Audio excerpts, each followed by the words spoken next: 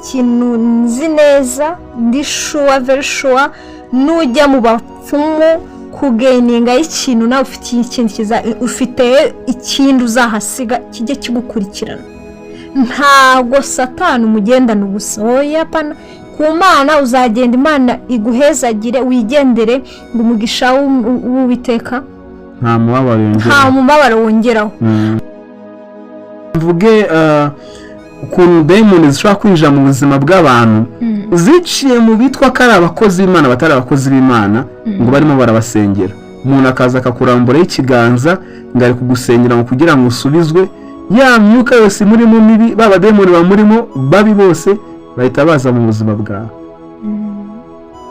akurambura ikiganza bite ngo pastor ngo aransambanye undi ngo nanjye ngo aransambanye no bose bisanga pastor bose yaragize gute yarabasambanije wa mudemoni bagwaye guhanura akaguha kwerekwa afite nako kageso k'ubusambanyi nawe rero urakagira gute urakagira no usanga abo bantu bose bari muri urwo rusengero bafite umwuka w'iki ubusambanyi muraho neza mumeze mute amahoro ya Kristo abane namwe turabasuhuje mu izina rya Yesu Kristo Emmanuel karibu tubwira aho wari waraburiye umaze iminsi udahari karibu nawe mpaye karibu rwose urakoze cyane kunyakira ntabwo nabuze twari tumaze iminsi turi mu kanya ko gusenga no kwinginga Imana no kurushaho kwihugura kugira ngo tuzagaruke tuganirire bene data ibintu tuvanye mu bwiza bw'Imana murakoze cyane mumeze neza ariko ndashima Imana n'ukuri ndashima Imana nta jambo rihumuriza abantu batameze neza ufite buriya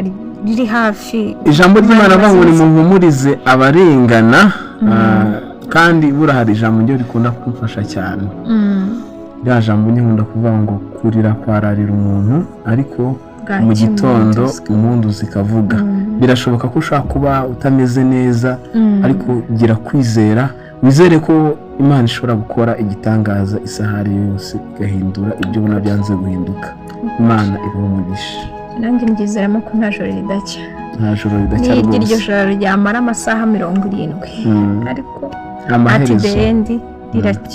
amaherezo riracya karibu sasa dufitiye iki uyu munsi Kristera uyu munsi turi buze kuganira ku magambo y'Imana n'ubundi tugaruka ku ngingo y'agakiza nk'uko bisanzwe umwe mu badukurikira atubwiye ko yatwibukije ikiganiro twakoze atubwira ko cyangwa dusaba ko twakora ikindi kiganiro ku nyigisho twari twigishije bwa ku bademoni tuvuga ko tuzongera tugakora ikindi kiganiro tukabwira abantu ukuntu abademoni binjira mu buzima bw'abantu mbese mu magambo make tukavuga byinshi ku mikorere y'abademoni rero reka dusenge dushimire Imana ko yongeye kuduhereza uyu mwanya kugira ngo tuganire nawe ijambo ry'Imana dusenge kugira ngo ibane natwe uyu mwanya tubere umumaro Mwami Yesu mu izina rya Yesu Kristo tuguhaye ikaze muri uyu mwanya tugushimira ko waturinze ndetse warinze n'abangaba dukurikiye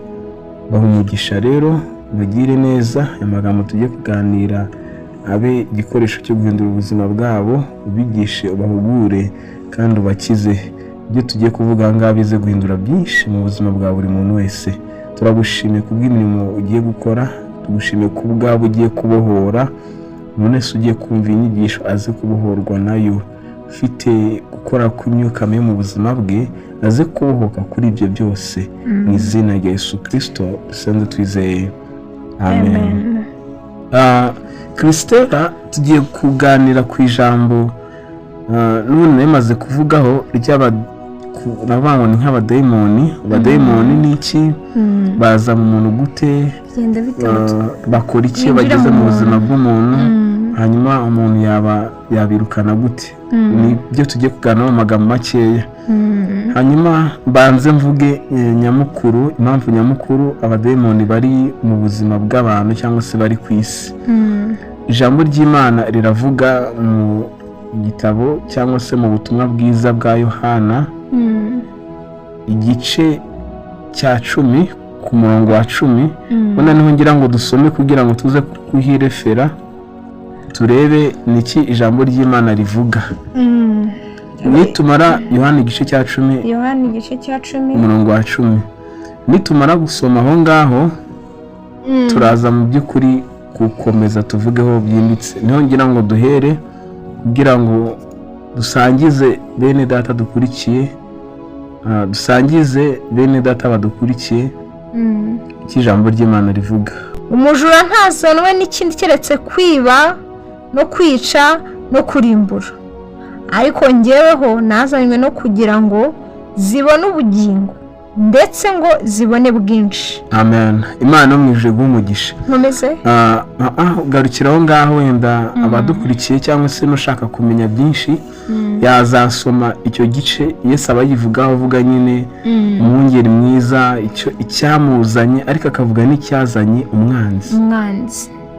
Yesu avuga ko icyamuzanye ari ukugira ngo tubone ubugingo ndetse tubone bwinshi, ariko akavuga ko icyazanye umwanzi cyangwa umujura ari ukwiba, ari ukwica, ari ukurimbura. Akazi nyamukuru k'abadayimoni mu buzima bw'abantu ni ukubabuza ubugingo buhoraho. Nicyo kizana abadayimoni mu isi.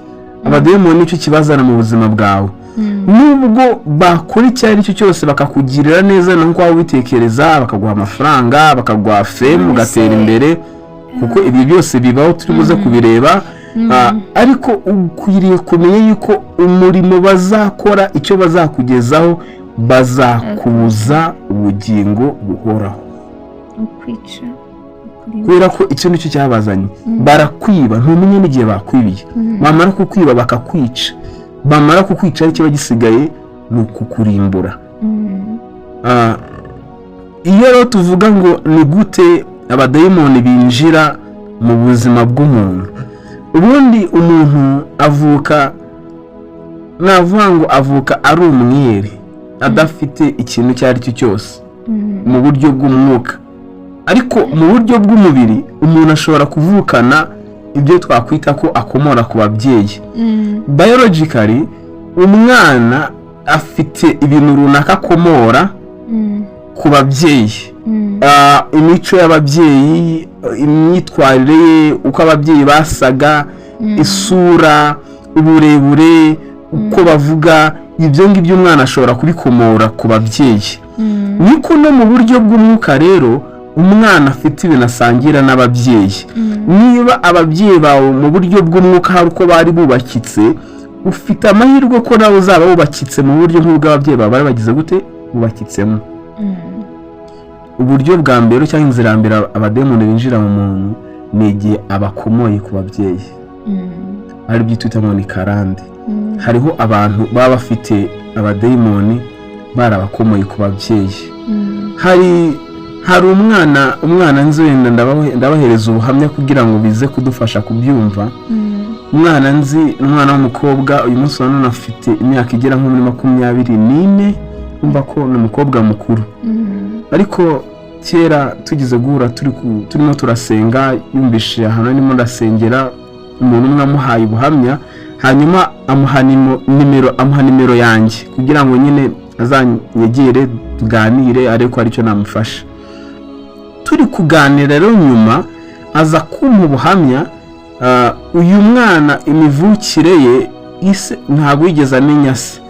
Ise yari umusirikare, aza gufata nyina mera nk'umufashe ku ngufu. Uwo mwana aravuka. Umwana avuka batarigeze bamenya mu by'ukuri ngo ise n'uyu nguyu, badashaka no kumenya ngo aherereye ahangaha n'iki.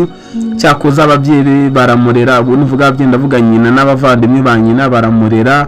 Umwana arakura. Mu gukura k'umwana rero aza gukurana akuka k'ubusambanyi ataraza ahantu kava.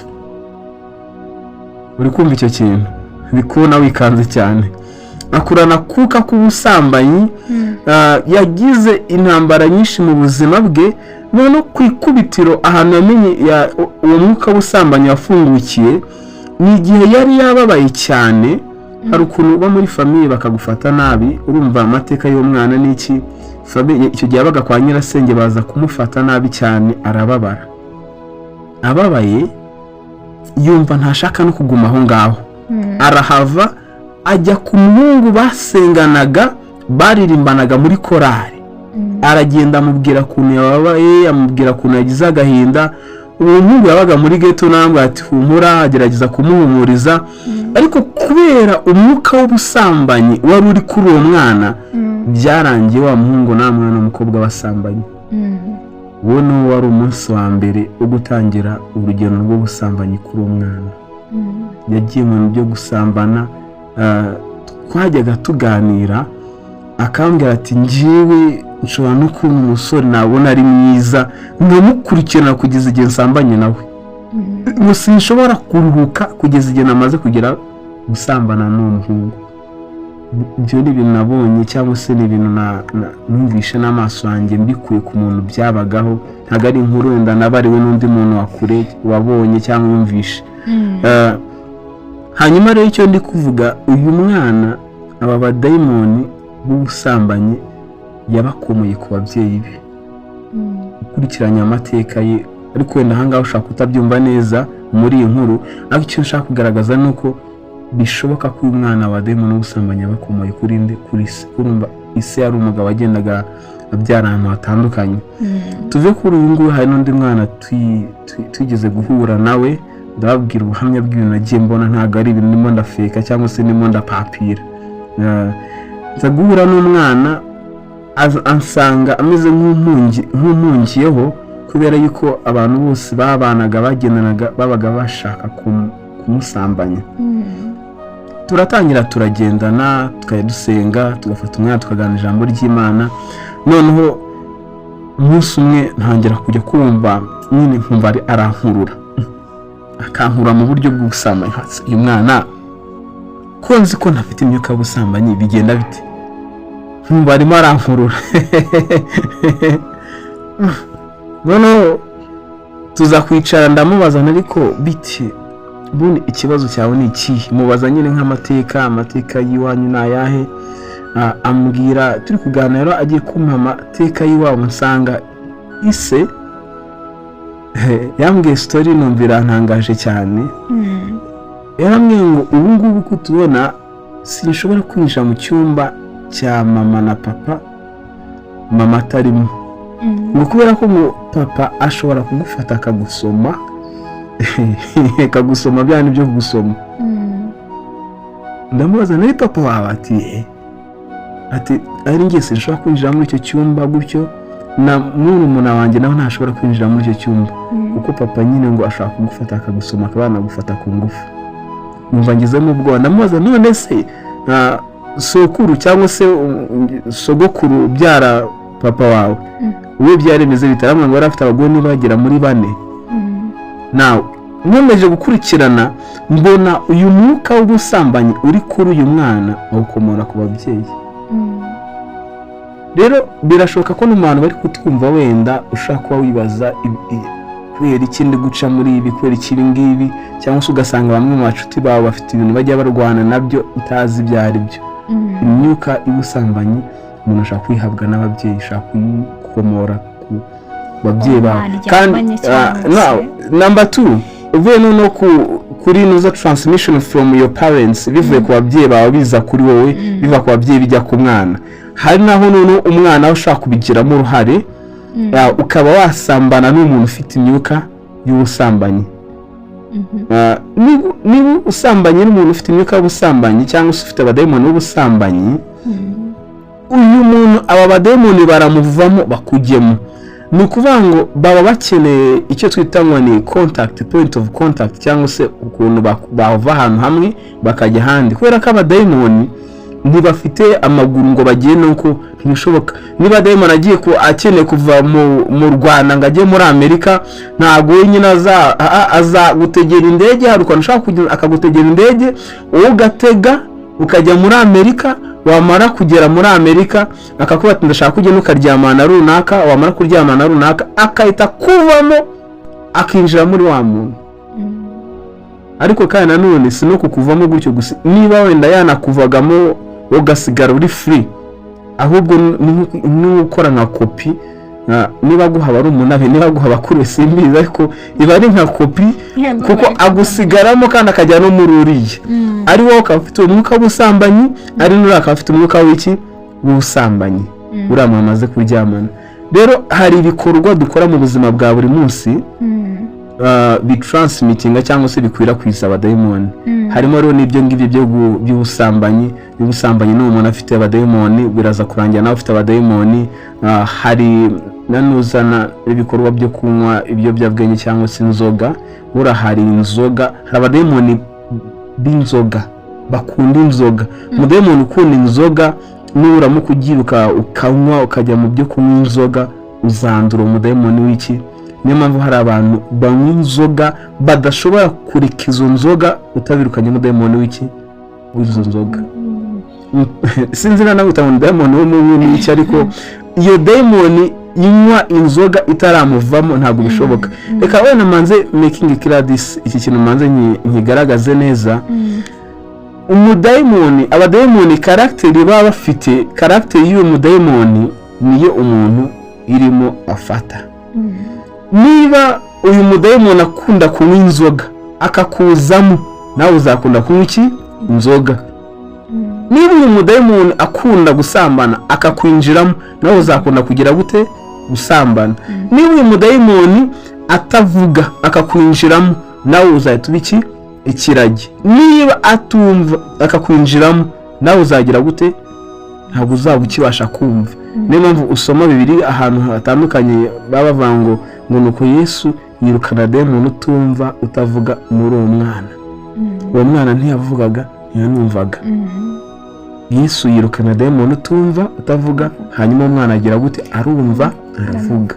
So dayimoni rero karakteri ifite yigeze mu muntu, uwo muntu afata iyo karakteri mwani magambo iramukoresha. Niba uzabona abantu barya nk'ibiro nka 50 by'umuceri, urumva ari gute umuntu arya ibiro 50 by'umuceri? Tugira ngo ni talent. None se uwo muceri unyura hehe? Niba ari dayimoni wo kurya ibiryo byinshi murimo, no offense ku muntu wese waba avuga ko afite iyo talent, ariko harimo ikibazo gikomeye cyane. Now hari abandi bantu baba bafite wenda abadayimoni bagiye gucirisha, ukaba ushaka imbaraga runaka ukajya ahantu ugatanga amafaranga kugira ngo bazaguhe za mbaraga. Wamara kugera aho hantu, icyo bagukorera imbaraga baguhase n'izi, bakohereza abadayimoni runaka mu buzima bwawe, bohereza abadayimoni mu buzima bwawe kugira ngo bazagushoboze gukora bya bintu ushaka. Niba ushaka kujya uhanurira abantu, baguha abadayimoni bazajya baguhishurira, bakakubwira ati uriya bimeze gutya, buriya bimeze gutya. Niyo nkuru dusoma mu gitabo cy'Ibyakozwe n'Intumwa, aho Paul yahuye n'umwana w'umukobwa waraguraga ngo yajyaga yungukira abashebuja amafaranga menshi. None uwo mwana abonye ba Paul avuga ngo aba bantu barababwira inzira y'agakiza ukuntu mwakizwa, agakomeza kujya bivuga gutyo. Urumva ko mu by'ukuri ntabwo yabeshyaga. Ba Paul bavuga inzira y'agakiza, babwira abantu ukuntu bagira gute bakizwa. Numva iyo dayimoni yabibwiraga uwo mwana yajyaga aragurira n'abandi bantu, akababwira reka tube kubahanurira, akababwira ngo bimeze gutya, wowe bimeze gutya, wowe bimeze gutya. Nukumva ibyo bintu. Hanyuma Paul abibonye abona ko atari umwuka w'Imana uri kuvugisha uwo mwana w'umukobwa. Arangije abanga wa dayimoni ndakwirukanye, itiva muri uwo mwana. Kuva uwo munsi uwo mwana ntiyongeye kugira gute? Kubasha guhanura. So rero hari abantu bajya gucishisha imbaraga kugira ngo bazabashe kugira ngo basengera abantu ngo babahanurire. Izo mbaraga iyo baziguhaye baguha ikisi, baguha abadayimoni baza mu buzima bwawe. Nuzasanga rero bamwe mu bakozi b'Imana bafite imyuka mibi. Hari story nigeze kumva, umwe mu bana twasenganaga ambwira umupasiteri afite urusengero ahanura, ariko akagira umwuka w'ubusambanyi. Byarangiye ngo abantu bose bari muri urwo rusengero babaye abasambanyi. Pasiteri akaryamana na runaka, akaryamana na runaka, ugasanga umugore umwe abaje mugenzi ngo uzinga ibintu byambayeho, ndati byagenze bite? Ngo pasiteri ngo aransambanye, ndati ngo nanjye ngo aransambanye. No, bose bisanga pasiteri bose yaragize gute? Yarabasambanije. Wa mudayimoni baguhaye guhanura akaguha kwerekwa, afite nako kageso k'ubusambanyi. Nawe rero urakagira gute? Urakagira. No, usanga abo bantu bose bari muri urwo rusengero bafite umwuka w'iki? Ubusambanyi. Rero bantu mwitonde.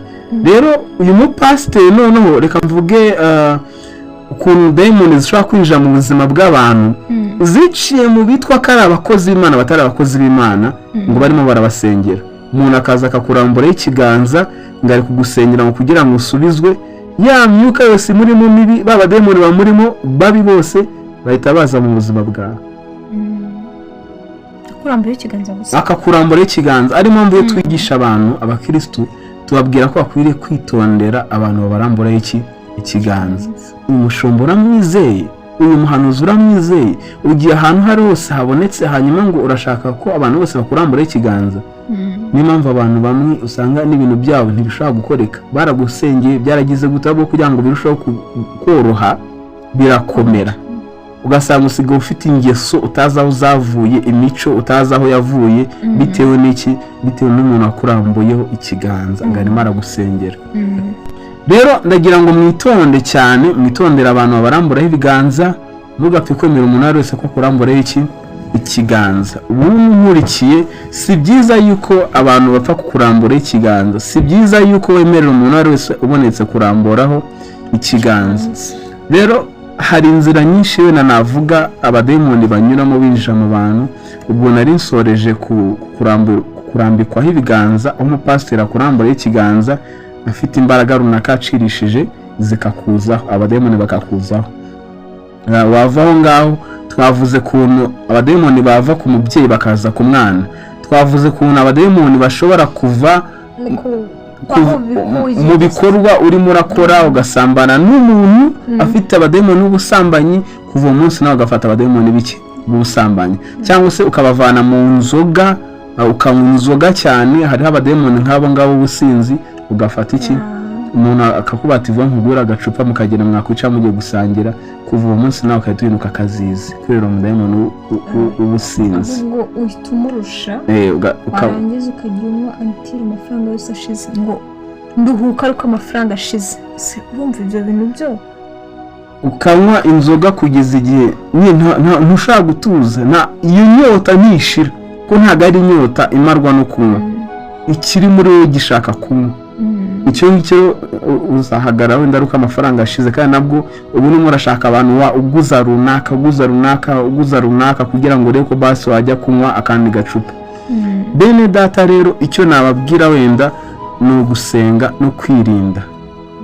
Icya mbere, ntugapfe kwemera umuntu wese akakuramburaho ikiganza. Icya kabiri, mwirinde imirimo y'ubusambanyi, ko mu busambanyi habamo abadayimoni cyane.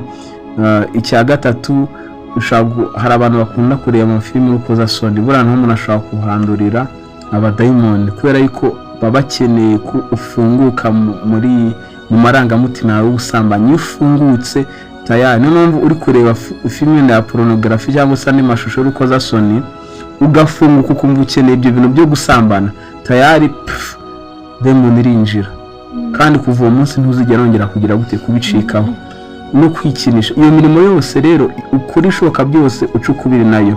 Hanyuma kandi ntabwo wenda twarenganya umuntu wafashe abadayimoni abakomoye ku babyeyi cyangwa se n'ahandi hose, bishoboka ko byakubayeho bitewe n'uko utari ufite amakuru. Icyo nakubwira, abadayimoni bose aho bava bakagera bakurwaho no gusenga no kwiriza ubusa. Urasenga, hanyuma ikindi byaba byiza, byaba akarusho ukabona mwene data Imana ahaye impano yo kwirukana abadayimoni. Hariho abantu bafite izo mbaraga n'ubwo bushobozi, bakiranuka b'abakozi b'Imana nyakuri, bafite ubwo bushobozi bwo kwirukana abadayimoni. Yumvishe nk'ahantu hari umukozi w'Imana ni ukugenzura cyane. Yumvishe nk'ahantu hari umukozi w'Imana, abashobora kuba yagusengera b'abadayimoni bakava mu buzima bwawe ugasigara wera. Kandi nabo bamaze kugusengera, ujye ugerageza wirinde, bizagufasha cyane. Ubutaha wenda nibishoboka dushobora kuzakomoza ku mirimo abadayimoni bakora mu buzima bw'abantu, bakora iki, bangiza umuntu gute, tukabivugaho nabyo muri rusange. Ariko for today, uyu munsi twifuje kuvuga izo nzira bashobora kunyuramo bakinjira mu buzima bw'abantu, kugira ngo buri wese yirinde.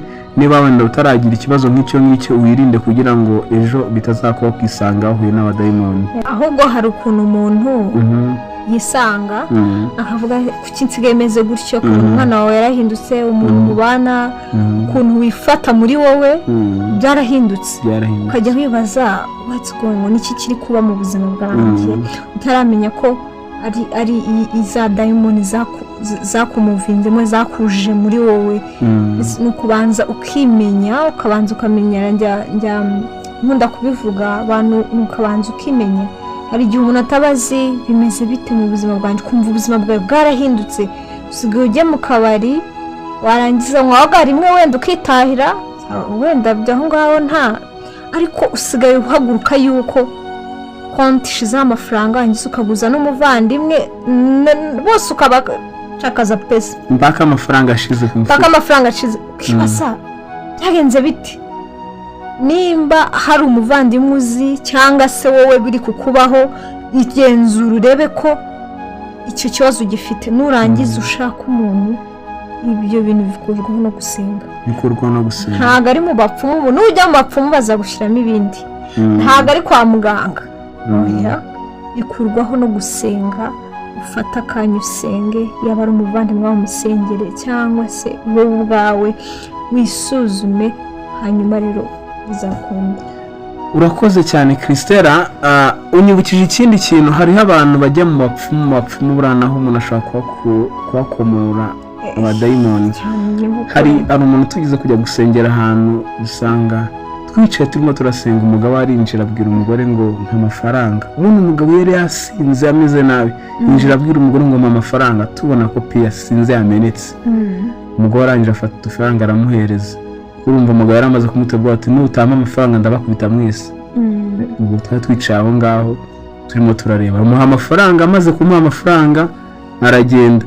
Imana igiye kubwira uwo mugore iramubwira ngo uribuka ko uyu mugabo mbere yo kugira ngo abe umugabo wawe wagiye kumusaba mu bapfumu, ujyanye amafaranga watwaye aho ngaho mu bapfumu, bafashe ayo mafaranga bajyanye bayaturaho amagambo, bafata igi ry'irihuri barishyira kuri ya mafaranga, baravuga ngo nawe umugabo azabona azaze ari igihurihuri.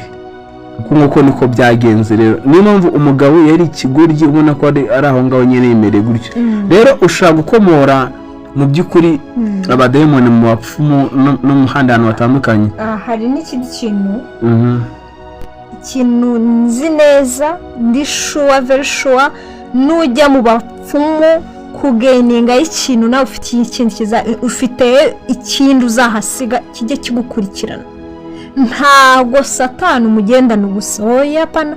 Ku Mana uzagenda, Imana iguhezagire, wigendere, ngo umugisha w'Uwiteka nta mubabaro wongeraho.